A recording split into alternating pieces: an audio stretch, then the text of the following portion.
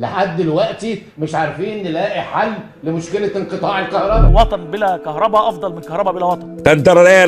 تن. من يومين كان عندي امل وكان عندي طموح ان انا اطلب من الحكومه الموقره، وطلب غريب شويه انا عارف، انها ما تقطعش النور الاسبوع ده علشان الدنيا حر، يعني حلوا بقنا، يعني ادونا حلاوه. انا ما بقولش الصيف كله.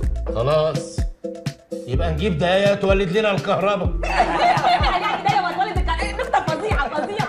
انا بقى اناشد الحكومه لو سمحتم ما تقطعوش النور اكتر من ساعتين. لا من ايه؟ خليهم 4. يعني الاول كنت بقول لهم لو سمحتم اقطعوا النور اقل من ساعتين، دلوقتي انا طموحاتي انخفضت. بقى الكهرباء اللي بيدفع ربع ثمنها كمان الناس مش عايزه تدفعها. حكمة اليوم: احذر الكريم إذا جاع واللئيم إذا شبع. العظم دي يعني النور بقى بيقطع اكتر من ساعتين. ايه يعني لما يقطع الكهرباء تقطع ساعه وساعتين؟ انا عارف ان الكلام ده بيزعل الناس. لولا صالح نبيه بيه ده اشتراك بكام بلحه بقى. يا جماعه مش هقول يعني نحمد ربنا ان ساعتين افضل، واكتر من مره، وفي المره الواحده كذا مره، والاجهزه بتبوظ الافات. اللي يسكت برضاه يستاهل الضرب على قفاه. يعني ايه دي يا عم؟ طب ما هو وزير البترول يحرن عليه وما يديلوش غاز فالمحطات ما تشتغلش. والله دمك خفيف يا فندم، ما تقول لنا نكته كمان. نكته ايه؟ الله، احنا في محنه يا استاذ. انتوا ما تلاقوش كهرباء فتقولوا الحكومه نايمه. انا بقول كلام مظبوط. يا استاذ لو ما كنتش قادر تحل مشكله الكهرباء اتفضل قدم استقالتك وامشي. استقيل يا فندم. طب يا جماعه، يعني انا طالب ان انتوا تبقوا ناجحين في قطع النور. ايوه اسمعني. ايوه يا لهوي يا السنه يا ابو عطيات. يعني انا مش عايزك تفشل في قطع النور، يعني كن ناجحا في قطع النور. لا بفضل الله احنا ماشيين لقدام قوي. مبروك عليكم هاني.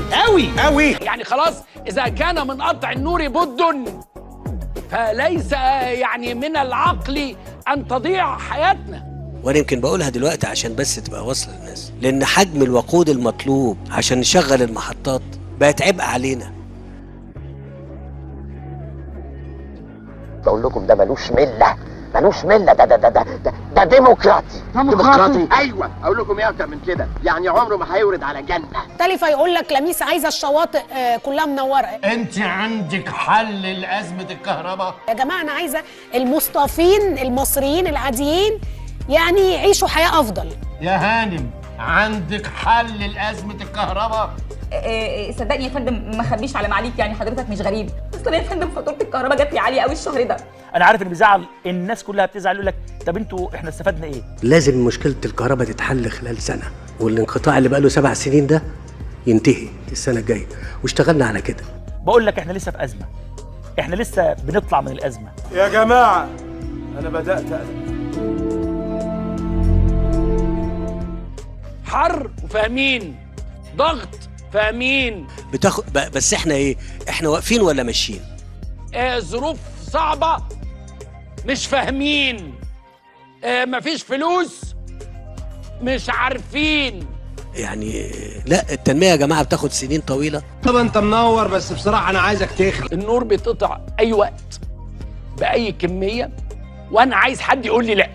فبقول ان احنا كدولة خلال ال10 سنين اللي فاتت كنا حريصين على ان احنا لا نغامر بالناس في اي حاجة يكون لها مردود مش جيد على مصر. ازاي والكهرباء اللي بتقطع كل يوم والتاني دي ايه؟ احنا بنقطع الكهرباء عن عمد، لاننا بنعمل لاخرة الشعب مش لدنيته. ازاي بقى؟ لما الكهرباء بتقطع بتقول ايه؟ انا بقول استغفر الله العظيم، منكم لله. يعني بتذكر الله، يعني بتاخد حسنات، يعني بنساعدك في دخول الجنة.